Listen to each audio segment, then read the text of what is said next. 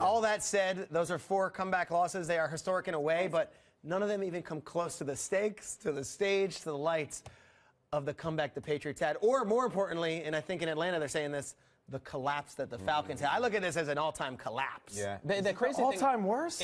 I think it is. Oh, it's the worst loss. It's the sure. worst. It's cameras. Yo, give Peter his camera. Come on in. Go on. Oh, the hair's about to bounce. They're resisting. No, because they're still mad about that. It's the worst loss in sports history. What? Peter, I love it, Peter. It's been worse. Where? What? Well, you look at baseball, you look at Baseball? basketball. What's baseball? What? Babe Ruth? No, look. What, cool Papa Bell? I mean, what are we talking about Major here? League Baseball, but you know what? We ran him down earlier in the week. After thinking about Major League Baseball and then some of the collapses in basketball, those are games.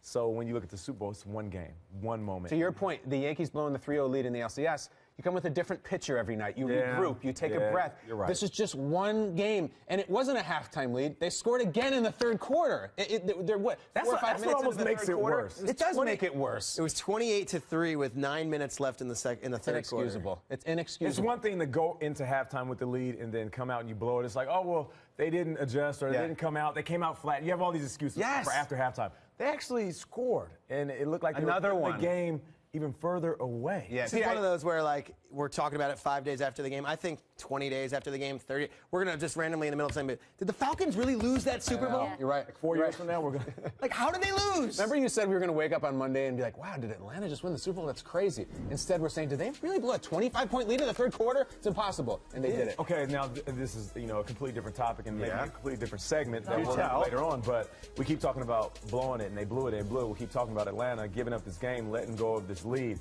But did Atlanta lose this? I know it's a hard question to answer. Yes. Did they lose it, or did the Patriots take it? I mean, the Patriots won it. They came all the way back. No, Peter, it's not that simple just to say they won it. But here's the thing. Here's the thing. Here's the thing. Someone say Atlanta blew it. It wasn't some crazy catastrophic injury. It wasn't some wild, pick six. Was it turnover after turnover after turnover? Yeah. It was a slow bleed, but it happened so fast.